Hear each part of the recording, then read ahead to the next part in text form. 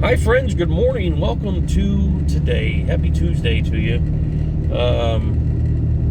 Simple day today. I got two grooms headed in. Gonna get them knocked out.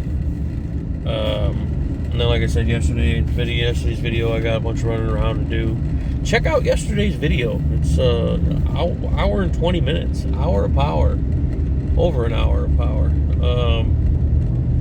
A lot of good stuff in that one. A lot of different stuff.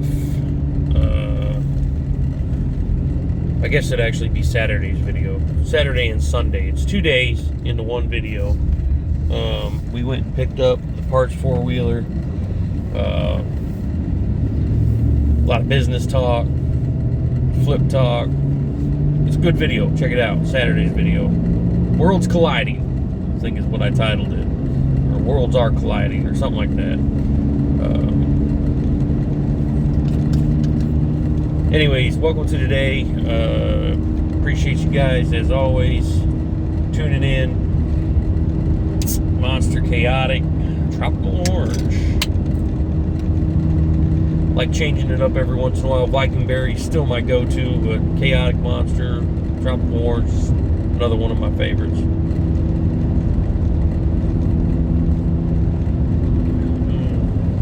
That is good.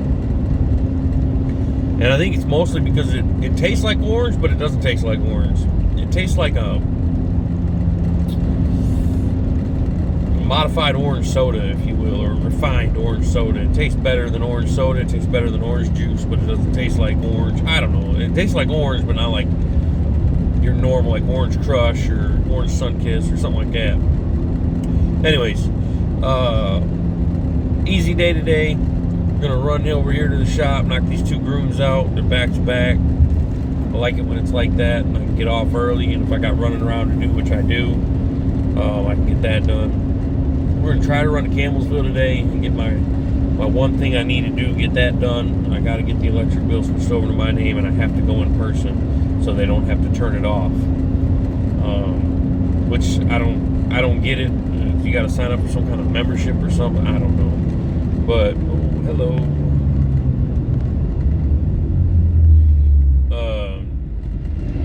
Jesus Christ, he didn't care. You gotta sign up for like some kind of membership type thing or whatever, and they said that's the only way you can do it without having the power shut off. Obviously, we can't go without power, so gotta run there to do it. Anyways, I'm on the hunt now for something. I don't know why. I do know why in a sense, but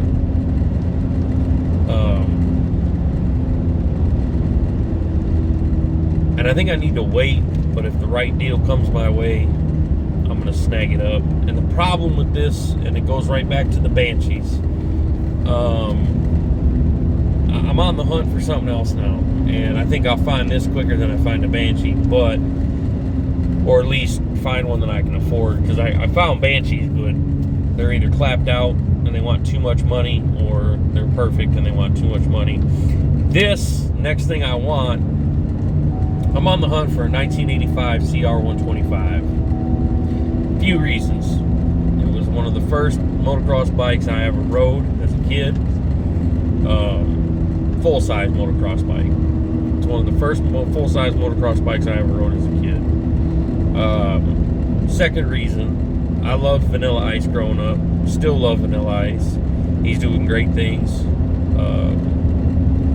And that was what he raced. He had a 1985 CR125 back in the day. If you didn't know, check it out. Look it up. Vanilla Ice used to race motocross, and he was very successful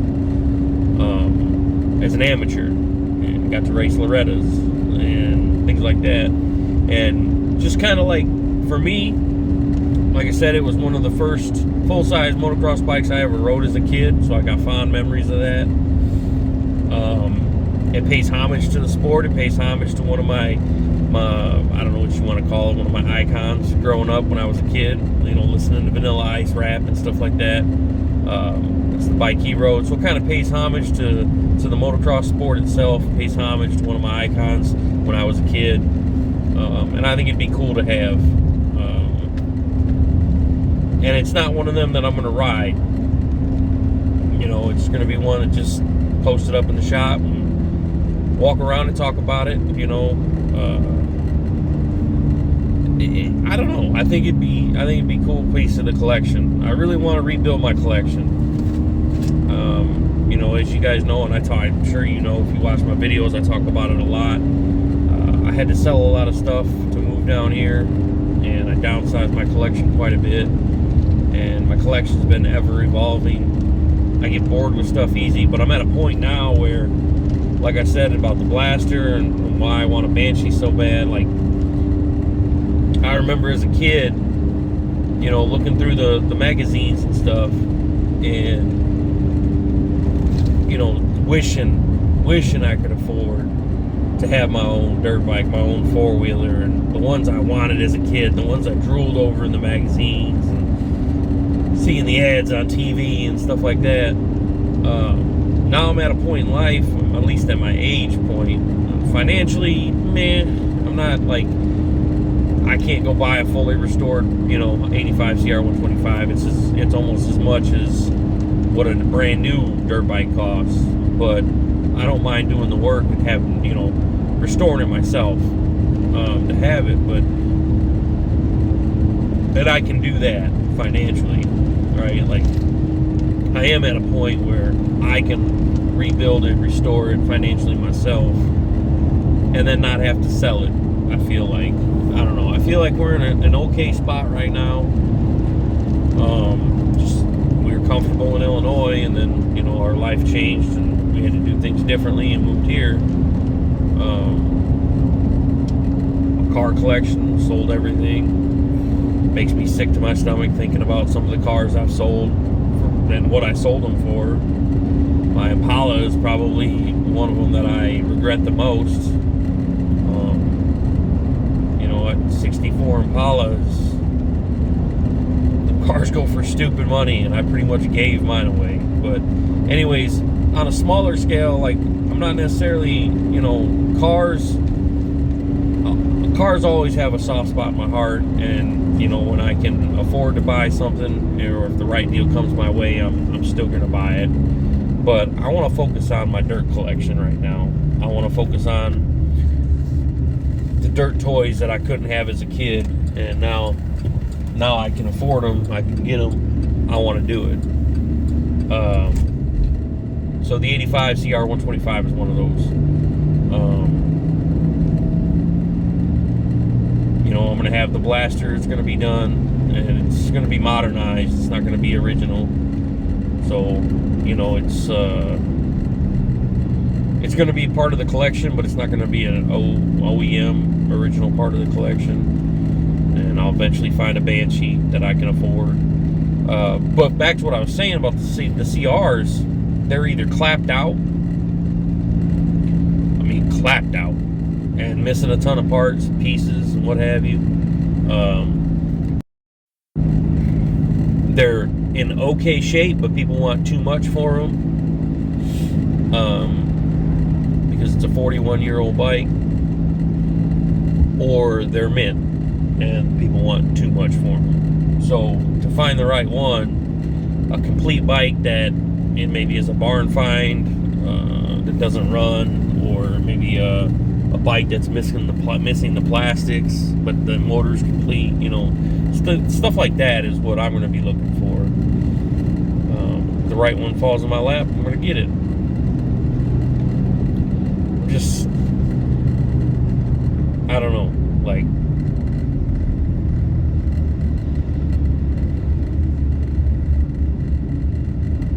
wanting to rebuild that and be able to enjoy them now as an adult. Even, like I said, even if we just walk around and talk about it type thing, rather than ride it, I think that'd be okay with me. I had that YZ125 and that old KX125, and I sold both of them, and I regret the hell out of it now. But, and they were slow going projects. You know, I was restoring them, and it was just, I had other priorities, and I had riding dirt bikes, and at the time, you know, the farmhouse in Illinois was great, it was big, but, you know, I had a 6-car garage, and it was still too small. and the barn, and it was still too small. And I've got an even smaller garage now, but less stuff. So, you know, I don't have the 2 hot rods, 3 hot rods that had to stay in the garage. The 39 Ford didn't have a back window, it didn't have a roof. So the 39 Ford had to be garaged. So it took up a lot of space, obviously. I hate that my classic cars have to sit outside. And at one point, the 64 Impala and the 39 Ford were in the garage, and it took up a lot of room. You know, we had all the dirt bikes and 4-wheelers, and they were all stacked on top of each other. And if you wanted to ride something that was way in the back, you had to pull everything out, right? Most of the time when people wanted to ride, or I wanted to ride, I kept my stuff out on the front of the, you know, by the door, of course. But like, we'd have big parties and stuff, and we'd get all the toys out anyways. I'd pull the cars out, put them on display, let people check them out, and, you know, go for rides in the hot rods and stuff. And the dirt bikes and 4-wheelers were always getting rode, and stuff like that, you know. So like, it made sense. But, you know, now I'm trying to go through my head and figure out a cool way to set this garage up we have now. There's a lot of stuff that needs to get sorted through and moved around. And, you know, I talk about how much I want to buy another small building to put on the side of the garage and have that just for toys. Or now I'm thinking maybe, you know, like yard stuff, weed whacker, mowers, stuff like that. You know, buy another building just for that stuff. And I'd get away with a smaller building because there's less of it, and then use the garage. Like, in my head, what I would love to do is the garage is finished. It has heating, it has air conditioning, it's insulated. It does need walls, because right now it just has that, I don't know what you call it, paper of some kind over the walls holding the insulation in. So it does need walls on the inside, whether it be sheetrock or plywood or whatever.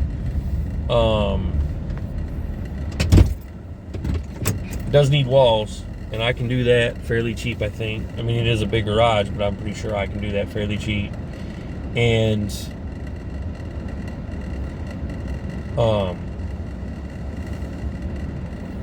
I'd like to finish the garage, and I'd like to have a chill area. You know, put the Dodge Dart in there sideways up the front, and then line up the motorcycles and the dirt bikes and the 4-wheelers and stuff on one side of the garage, and then turn the other side of the garage into like a chill / work area. You know, have a couch, get a big TV mounted on the wall, and still have the workshop area to be able to work on the dirt bikes and 4-wheelers and stuff.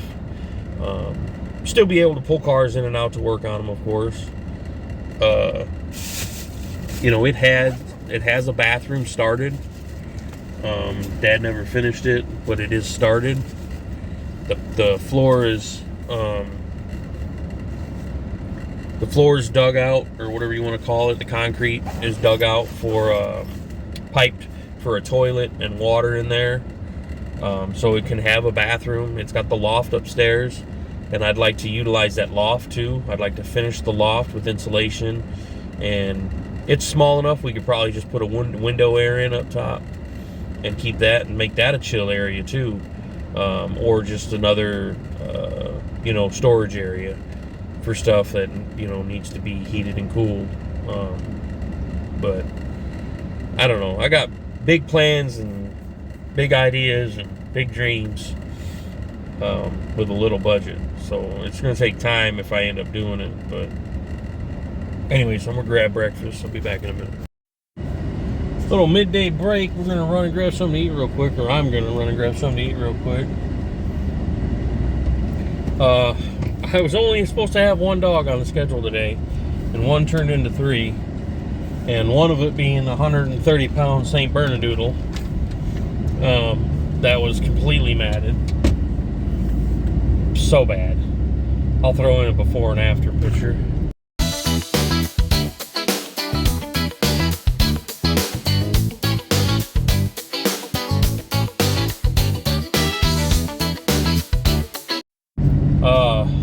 had to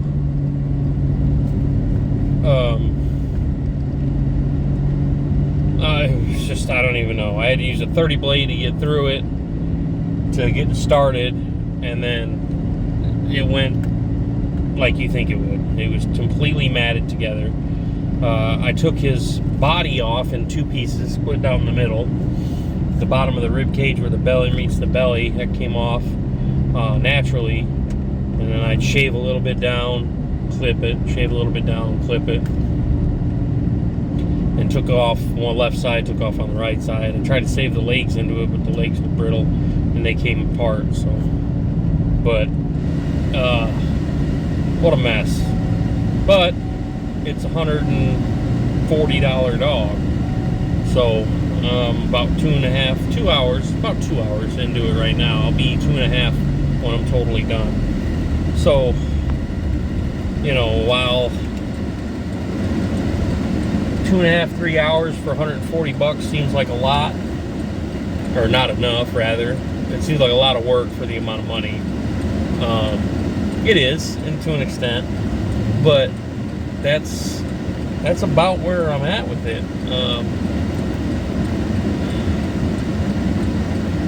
My one groomer's got 2 dogs done in the amount of time that I've been working on this one, and it's a lot. And I don't know. Cut him, shaved him down, gave him a bath. Now he's drying. Just gonna do a few final things on him. Finish trimming his paws up, and cut his nails, and we're good to go.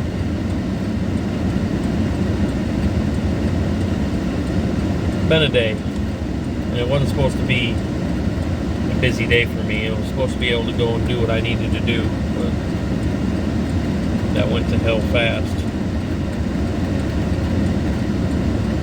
I don't know. Well, not the day I would have rather had, but it was a good day nonetheless. Slow day turned into a very busy day. We did good numbers today. Pretty excited about that. At first, it wasn't really anything. To nothing. Let's just call it what it is. It started out a crappy day, and then it ended up turning into something really good, and I'm happy about that. It's crazy how it's feast or famine. It really is. We went in today thinking it was going to be a slow day, a bad day, business-wise, and just like that, a few phone calls later, boom, we're rolling. And a lot of times, that's exactly what happens. A lot of people just be like, on a whim, hey, can you get me in? Hey, can you get me in? The problem with that is you can't base your business off of that. There's no way to base a business structure off of that kind of business. There's no guarantees with it at all. You know, because it doesn't happen all the time. Does it happen a lot? Yes. Does it happen all the time? No. So it's one of those things where it's just kind of like,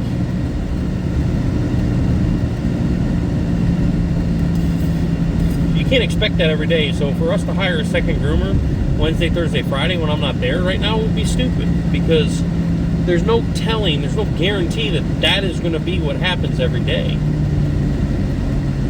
Would it be nice to have somebody on standby for stuff like that? Absolutely, but how do you expect? You can't expect somebody to be on call or standby, whatever you want to call it, for something like that. You just can't.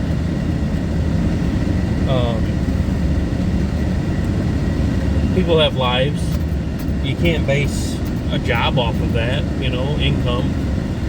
You've got to know what you're going to be getting, you know, and this job is already unpredictable as it is, so I don't know. I'm just glad we ended up having a halfway decent day today. Still not where I'd like to be, and that's just facts. Most business owners will always say they're never where they want to be. But in all reality, we're not. we could be doing 5-10 grand a day, and I'd still say we're not where we'd like to be. But the reality of it is we're really not. The realistic expectation is not where I'd like it to be, I guess is what I'm trying to say. And I know I talk about this, I probably sound like a broken record, but it's just facts of the matter.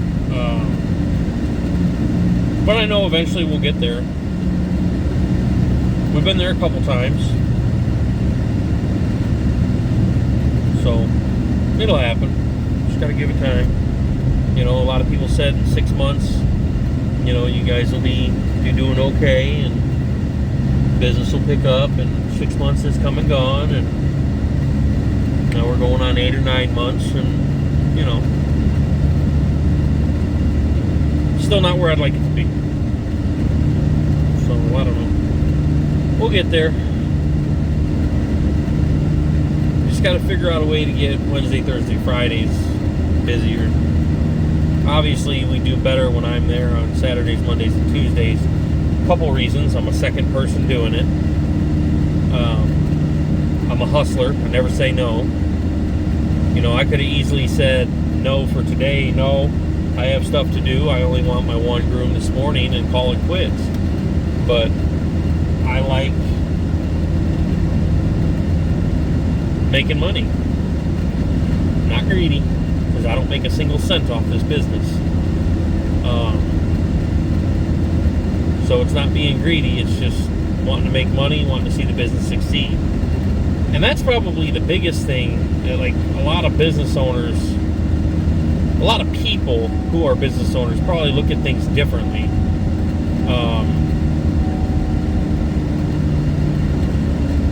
We don't pay ourselves out of the business. We live off my county check. And a lot of people would probably say that, then what's the point in having a business? Because eventually we'll be able to, the way I look at it.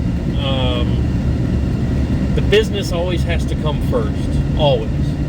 If you put anything else above the business, you're going to fail.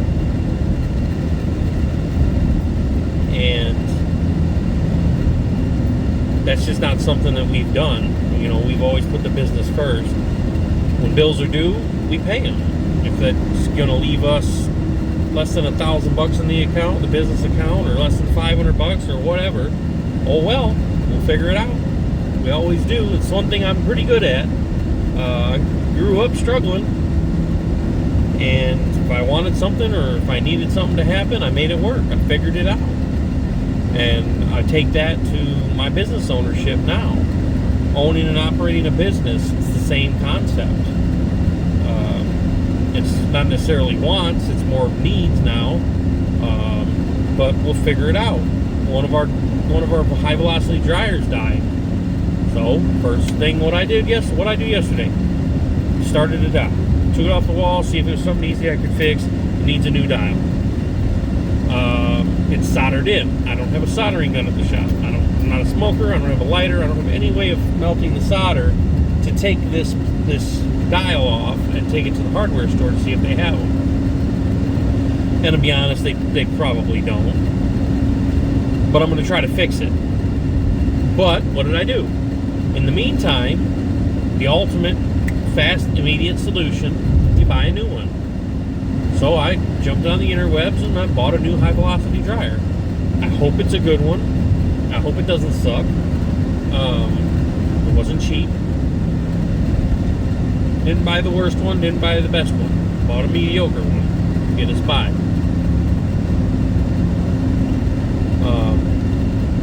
We've already lost one high velocity dryer, and that was a $1,000 unit. One of the motors shit out in it. So it still blows, but you only off one motor. It's a twin motor design. And now another one's died. So, we just... cost of doing business. But my point is I made it work. Did I want to? No. I have other things I want to spend money on. And the money I spent on that high velocity dryer could have went towards something else.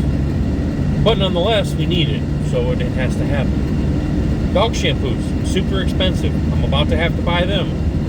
We're gonna make it work. We're gonna figure it out. But anyways, all in all, pretty good day today. We're getting by. I wouldn't say business is booming, but business is good. I did that giant dog today. Holy cow. 120, 130 pound dog. And totally matted, head to toe. Owner wanted him shaved down, so we shaved him down. Total shave down on this dog. St. Bernadoodle, so St. Bernard and a poodle mixed together.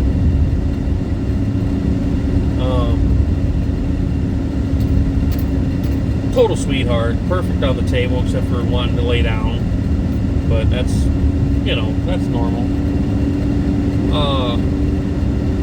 And then I did a little dog that bit me last time. The owner gave her something to calm her down, and she was stoned, you could tell.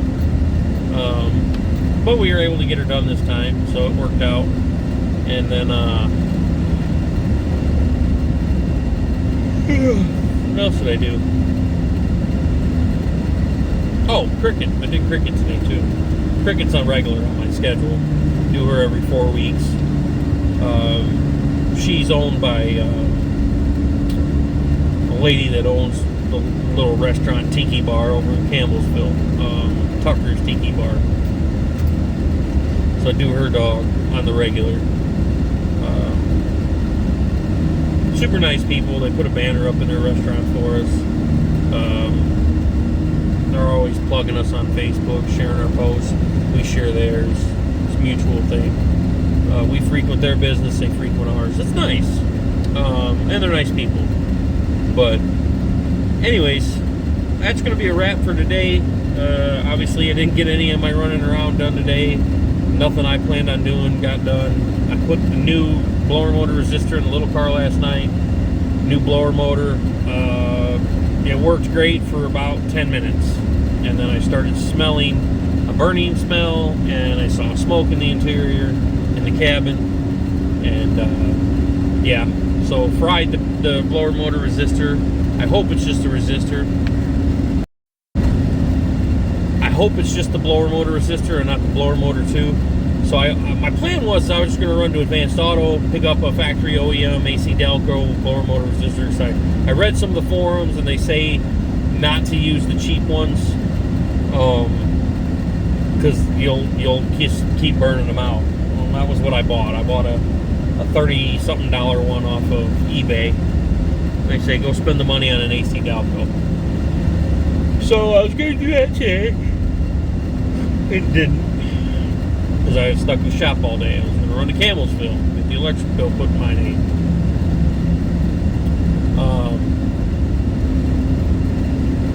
Had some other errands I was going to run and just wasn't able to do it. Didn't get to it. It is what it is. I'll get by. I don't, you know, here's the thing about the electric bill. It's going to get paid. I don't see the big deal in switching it. I mean, I don't really care one way or the other. I'm going to do it, but it's going to get paid. I don't know why everybody's like freaking out, worried about it, pushing on it. It is what it is. It's not like it's going to get overlooked. It's going to get paid. We've got to have electric. I'm not going to let it not get paid. If I have to go without four-wheeler parts to pay the electric bill, guess what? I'm paying the electric bill. Well, I mean, it's a given, right? I don't know. Just no time. And I try explaining that to Kelly. You know, she's like, well, you need to do this, you need to do this. I know I need to do it, but I got to have time to do it. And I got to have the oomph and the gumption to want to go to Campbellsville. And I don't really want to drive my truck because it's going to be half a tank of gas. You better move, cock. Stupid ass chickens. It'll be half a tank of gas in my truck to drive to Campbellsville and back. You know, it's just, I want to get the little car done. And then I can zip-zap around in the little zip-zip car and get things done, and it won't take a freaking half tank of gas to get stuff done. But, I don't know. Anyways, I digress. The mower situation. The mower place I want to buy a mower from is in Campbellsville, so I need to go there. Again, One more thing on the list I need to get done.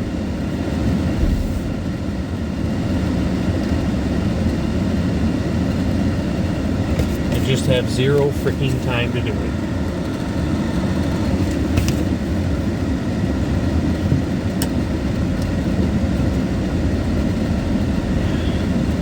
So anyways, I'm home. I'm going to call it quits. It's going to wrap up this video. Appreciate you guys as always. Like, comment, share, subscribe. We'll catch you on the next one.